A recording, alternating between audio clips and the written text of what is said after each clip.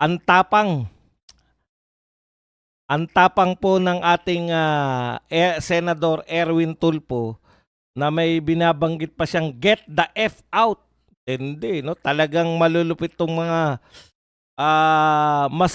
mas daig pa si Robin Hood na isang artista pag nag-deliver eh.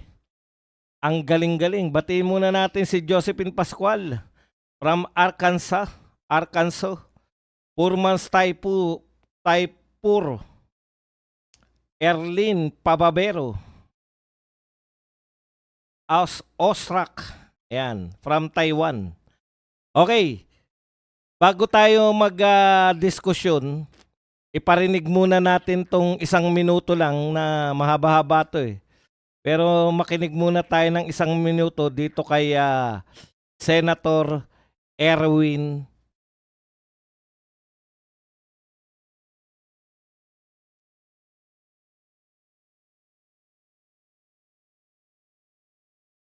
Senator Tulfo, pasok. Mr. President, I rise today in defense of dignity, our national dignity. Spokesperson of the Chinese embassy recently lectured Filipinos and worse, Philippine officials on the limits of freedom of speech. We are told that criticizing a foreign head of state is completely unacceptable. Well, let me say this then, Mr. President. If you do not like how democracy works in this country, then you are free to leave the Philippines. Get the out. Mr. President, kung hindi nila gusto kung paano gumagana ang demokrasya sa ating bansa, malinaw po ang sagot. Layas. Hindi, no? Ang bigat po ng mga binitawan nito ni Senator Erwin Tulfo. Layas kung ayaw ninyo, no? Josephine Pascual, thank you very much sa $3. Kung ayaw ninyo yung sinasabi ng yung demokrasya dito sa Pilipinas, layas, gumaganon pa eh, no? Layas. Okay. Maraming mga sinabi laban sa China kahapon. In fact, nagpasa po sila ng nagpirmahan po sila ron na kinukundina nila yung pagbanat kay Tariela at saka sa mga sumausaw, no? Ito po, marami pong problema tong ito pong speech ni Tulfo. Culmination na po yan, talagang saksakan po ng dami yung problema natin dito po sa relasyon natin ng China dahil yung pong ating foreign relations na ang katangian po, pinaubayan na nga natin kay Tariela lahat, na ang katangian lang naman ay bakbakan yung China. No? Alam niyo po, etong ating gobyerno, maliit po ang problema sana. Minana niya, sa totoo lang ang may malaki pong problemang minana pagdating po sa foreign relation, si Tatay Digong. Kasi ang minana niyang problema kay Pinoy, yung panahon ni Pinoy, yan yung panahon na talagang inaagawan tayo ng teritoryo, panahon na nagtatayo sa mga permanent artificial island yung China dyan po sa disputed, no? Disputed territories nating lahat. Hindi lang po China ang nakiki-dispute diyan. Ibig sabihin, yan pong lugar na yan na tinatawag nating West Philippine Sea, kiniklaim din po yan ng ibang bansa. Hindi lang po tayo claimant niyan. No? Totoo po yun. Pero lawakan po natin yung isip natin. Totoo pong atin yan from the point of view ng mga Pilipino. From the point of view natin, atin yan. Pero from the point of view ng mga Vietnamese, from the point of view ng mga Chinese, Malaysians at iba pang bansa na nagkiklaim yan, kanila din yan. Okay. Pero ang aktual na mga teritoryo natin, yung aktual nating inuokupahan, Kalayaan Island, etc. Matagal na panahon na po na marami nagkiklaim niyan. Matagal na panahon na rin po na isa tayo sa claimant niyan. Ibig sabihin ng claimant, isa po tayo sa umaangkin. Hindi po nagsimula yung sigalot na yan, no? Nang tayo po ay binomba ng panahon ni BBM, hindi po. In fairness po kay BBM. Kaya lang, ang problema na yan, nalutas na natin nung panahon ni Tatay Digong, hindi natin inuna yung mga hindi natin pinagkakasunduan. No? Humanap ng paraan si Tatay Digong na makipagrelasyon sa China na hindi yung mga pinagtatalunan natin ang pinag-uusapan. Kung hindi yung pwede nating mapakinabangan. Halimbawa, ayan, yung mga infrastructure na isa nga sa infrastructure niyan, pinagmalaki pa ni BBM na legacy niya. 'Di ba? Etong sa Davao. Marami pong infrastructure yung na kontrata po natin with China. Sana nga ang pinakamalaki ay yung Mindanao Railways na hindi po tinuloy ng kasalukuyang gobyerno dahil namamahalan sila. Natataasan sila sa anong tawag doon? Interest. Yan. Natataasan sila sa interest na ipapataw ng Chinese dito po sa paggawa nila ng Mindanao Railways. Kaya hahanap daw yun din DOTR Secretary Bautista, hahanap siya na mas murang interest. Na sa kasalukuyan, wala po nakita. Okay. Sa madaling salita mga kapatid, pwede kayong magkaroon ng relasyon sana na, tsaka ano pa yung kay Tatay Digong. Meron tayong tinatawag na durian diplomacy, no? Daanin natin sa pagbebenta ng durian at pagbebenta po ng mga produktong Pilipino sa China. At saka yung joint exploration ng mga langis-langis dyan. Anyways, yan yung minana ni President Marcos. Magandang relasyon with China. Maaring sinisiraan niya ng mga dilawan, alam niyo ng mga dilawan. Lagi lang naman naninira yan. Takantaka nga kami. Takantaka nga kami ng mga ngayon sa mga dilawan. Bakit? Sa sobrang paninira nila sa mga nagdaang presidente. Bakit eto si BBM? Na aminado po ang lahat na ito po yung panahon ng pinakamaraming magnanakaw. No? Worst, most corrupt na administrasyon. Most corrupt. Maski si President Marcos, umaamin to na napakalaki ng korupsyon dito sa Pilipinas ngayon. Bakit hindi sila tumututol tong mga dilawan sa presidente ngayon, no? Kataka-taka, 'di ba? Okay, anyways, swerte ni BBM kasi ang minana niya magandang relasyon with China. Totoo. Na binild sa loob ng 6 na taon pinagsumikapan, dati nating kaalitan ng China panahon ni Pinoy. In fact, napakaraming naitayo ng China nung panahon ni Pinoy. Maraming naagaw. Taliwas dyan sa mga lintik na sinasabi ng mga dilawan na yan. Nung panahon po ni Pinoy, nakapagtayo ang mga Chinese ng mga artificial island na ngayon ay mga base militar na nila. Ibig sabihin, wala tayong magagawa. Ika nga, kapitbahay natin eh. 'Di ba? Wala tayong magagawa. It's either makipag-away tayo or makipagkaibigan. Ano po ang katangian ng Southeast Asia? Nakita po niyo yan sa Southeast Asia, sa ASEAN Summit. Lahat sila kaibigan nila yung China. Nag-iisa po ang Pilipinas. Nanawagan nga yung presidente natin na awayin ng Southeast Asia yung China eh. naging ano siya isolated siya walang gustong makinig sa kanya. Huwag nating i-isolate yung sarili natin. Huwag tayong magkunwari na akala natin yung China ay pipitsuging bansa. Buong mundo po nakikipag-partner na sa China. Tignan nyo po sa Europe, anyayaman pong bansa na yan. European countries. Dahil kay Donald Trump na sa tingin nila ay delikado sila. Dahil mayat maya nagtataas ng tarif, mayat maya yung kapritsyo ni Donald Trump, mayat maya gustong sakupin yung Greenland, mayat maya may mga ipapataw na tarif sa kanila, etc.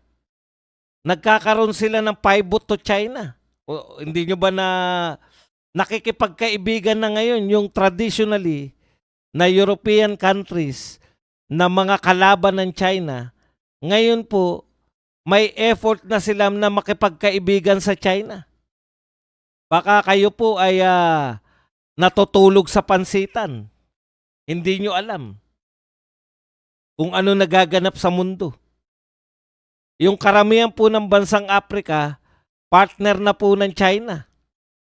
Yung buong Southeast Asia po, matatag na po ang pakikipagtulungan. Maski po yung pinakamayayamang bansa rito. Singapore, Indonesia, Malaysia, Thailand.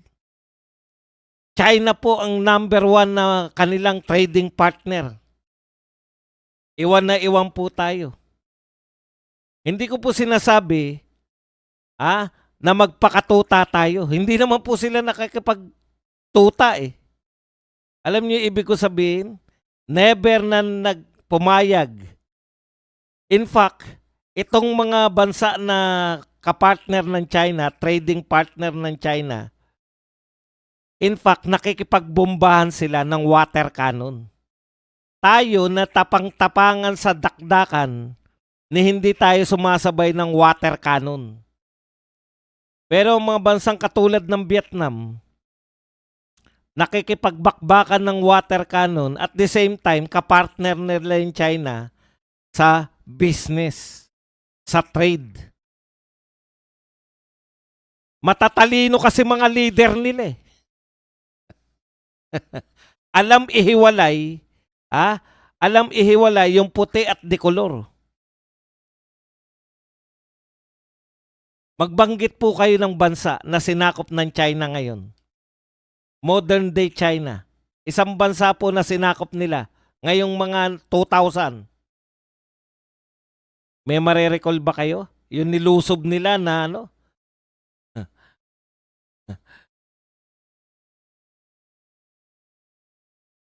Diba?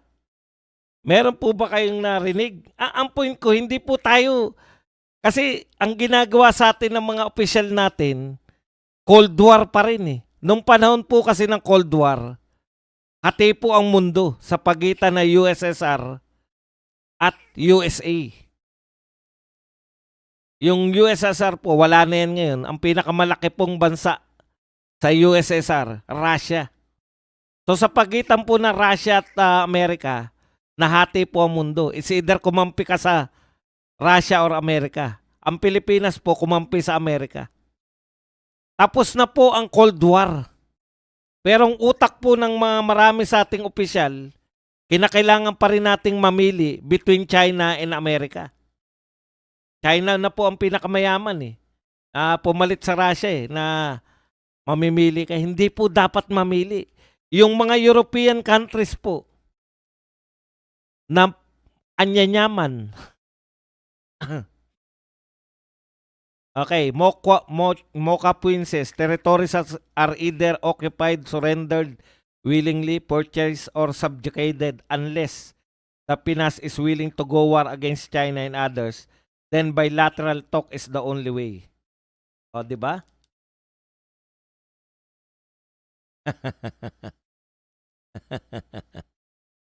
Okay.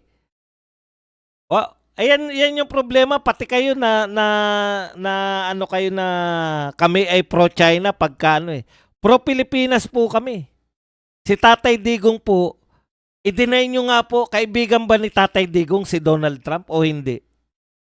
Sa palagay ninyo, Nung panahon na sila ay dalawa presidente, sa tingin nyo ba kaaway ni Donald Trump si Tatay Digong? In fact, pati ang husay ng relasyon nila ni Donald Trump. Si Donald Trump po ba presidente ng ano? Presidente siya ng Amerika. Kaibigan ni Tatay Digong, yung presidente ng Amerika. Ibig sabihin, pwede. Pwede ka makipagkaibigan kay Xi Jinping, pwede ka makipagkaibigan kay Donald Trump. Wala na po tayo sa Cold War na isa lang ang pipiliin mo. Pwede mo silang maging kaibigan sa lahat.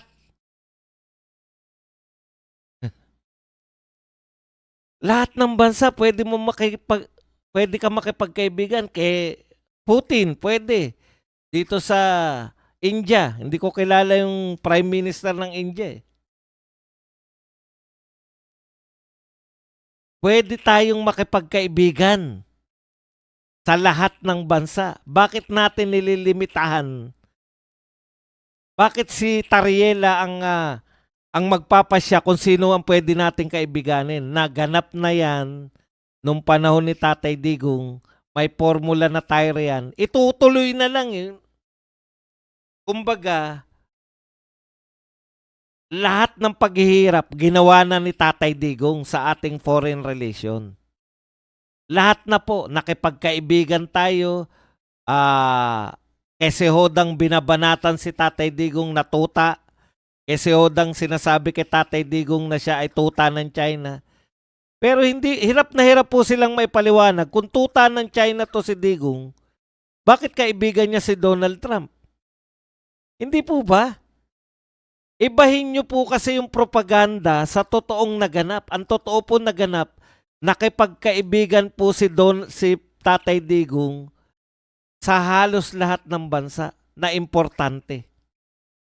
Tignan niyo po, Japan, numero 1 kaalay ng US. Kalaban politically ng China, yung kakompetensya ng China dito sa Asia. Japan. Kaibigan ni Tatay Digong, yung Prime Minister ng Japan, yung dating Prime Minister na assassinate. Dinalaw pa si Tatay Digong doon sa Davao, yung pareho na silang retirado.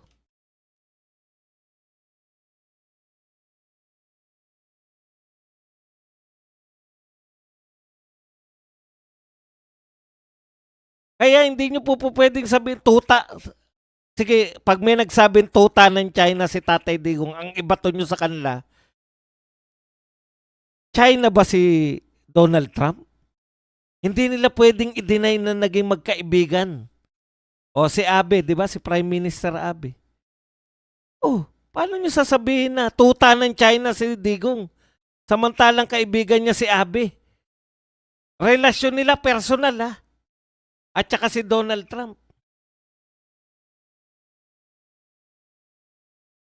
Okay.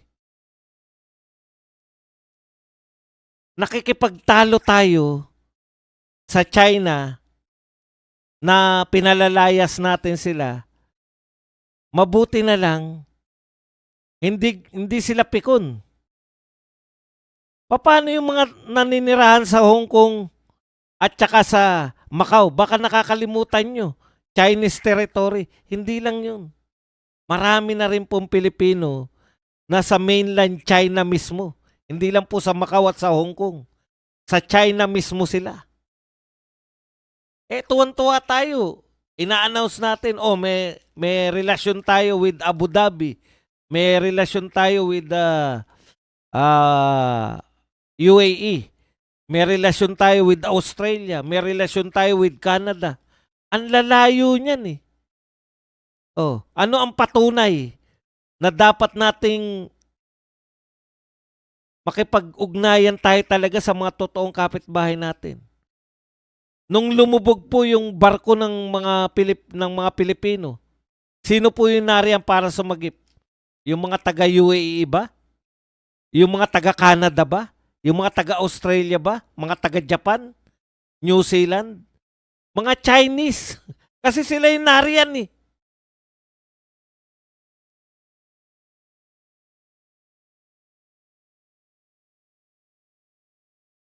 Paulit-ulit po, yung kasama namin may lahing inchik, si Danchan. Wala pa po ang kahit sinong Europeans dito sa Pilipinas. Hindi pa po nakakarating ang mga Kastila. Nakikipagkalakalan na tayo sa China. In fact, yung galleon trade na trade sa pagitan ng Pilipinas, Manila, Acapulco, sa Mexico. Yung galleon, sikat na galleon. Ang tinitrade natin dyan, ang gusto ng mga taga-Amerika, mga taga Mexico, yung mga Chinese na goods. Wala ano ba goods ng Pilipinas na nilalagay dyan? Yung mga Chinese. Merchant. Kaya nga ang tawag sa mga pinggan ng lahat ng kahit sa Europe, sa Amerika, lahat China eh. Kasi yun yung mga una nilang export eh. Okay, anyways, nalalayo na tayo riyan. Sa ibang channel ko na lang yung mga historical facts na ganyan. Balik lang tayo dito. Tayo na nag-e-export ng ating mga tao. Masakit man sabihin, nag-export tayo ng ating mga OFW. 'Di ba? Nangyari na po 'yan eh. Baka akala po ninyo, nangyari na po 'yan nung panahon ni Erap. Erap ba? Yung si panahon si Erap ang mayor, si Pinoy yung presidente. Yung Luneta, yung naganap po mga turista na taga Hong Kong sa Luneta. Yung hindi, yung isa pang banban na pangulo na simpleng hostage taking napakarami.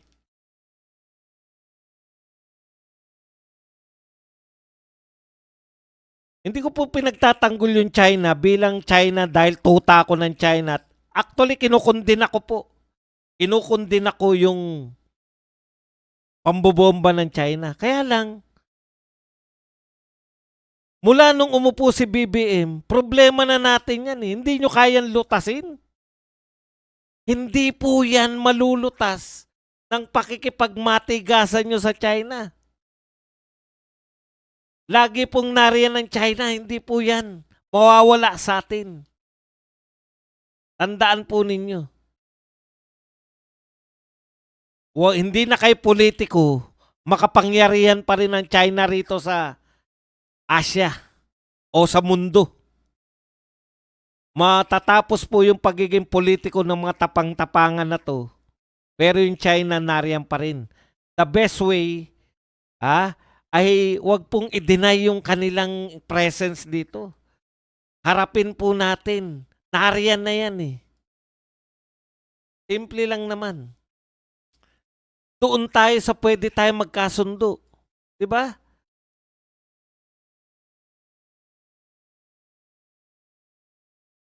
Okay. Tapang-tapangan si Tulpo. Pero ang tanong ko lang, sana ganyan ka rin katapang sa mga magnanakaw dito sa Pilipinas. Sana yung tapang mo laban sa China, ganyan ka rin katapang dito sa mga magnanakaw ng flood control project.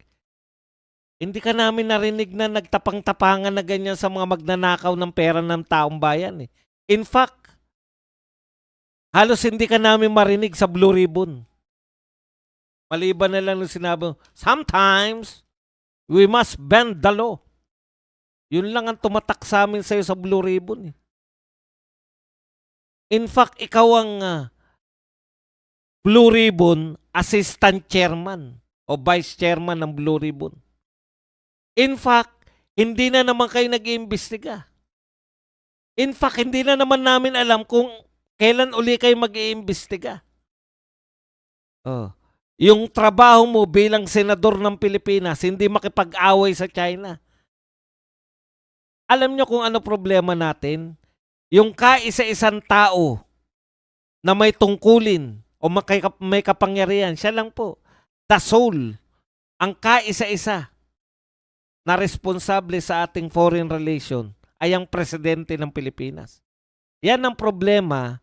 Yan yung sinasabi ni Amy Marcos na maraming feeling presidente rito sa Pilipinas. Maraming feeling presidente. Kasi feeling nila, dehin boki kay si BBM, walang anytime, kahit na anong gawin nila. Si Rizon Tiberos, dati na yan. Dati niya nang ginagawa yan. Nakikigaya pa kayo. Kayong mga pro-admin, nakikigaya pa kayo dito kala Rizon Tiberos.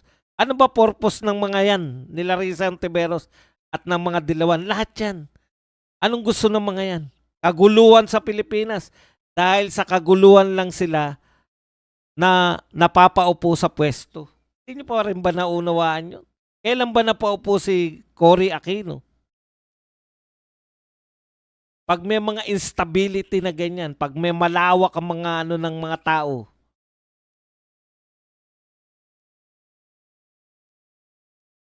sana kung gaano kakatapang laban sa China na hindi naman natin kaya talaga sa totoo lang.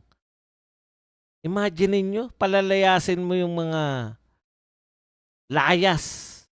Wala kang kapangyarihan palayasin ang sino man sa embassy. Tanging presidente lang.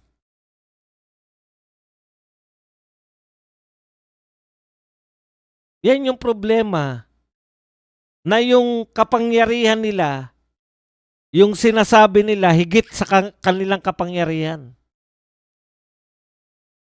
Ano yung mga yan? Propaganda lang. Pumuporma ka lang para tatakbo kang presidente. Kayo ni Rizon Tiberos, tatakbo kayo na presidente. Pumuporma kayo laban sa China. Anong mangyayari sa atin kung sila ang presidente? Maliit na bagay, palalakihin. Alam niyo po ba yung mga, bakit nag-uusap yung mga yung mga bansa-bansa? Real talk po tayo. Yung mga bansa po at saka yung mga tao sa mga bansa nila, sa mga bansang may gera ngayon, sa mga bansang nagdidigmaan, Ukraine, Russia, dito po sa iba't ibang bansa na mayroon digmaan, di na nababalita sa atin, dyan sa Myanmar. Alam niyo yung pangarap lang nila? Gera to ha. Nagbobombahan ng missile. Pangarap ng mga tao dyan. Sana matigil na yung gera. Sana mag-usap na. Sana mag-usap na yung gobyerno namin at saka yung gobyerno ng kalaban namin para matapos na tong digmaan. Yun po, panalangin. Nananalangin tayo, world peace, world peace. Yan di mga yan. Sino mga nananawagan ng mga world peace dito sa Pilipinas? Yan di mga hinayupak ng mga nananawagan ng... Tapos, eto, binanatan si Tariela dahil binababoy si Xi Jinping. O tsaka kala mo talagang ginera na tayo.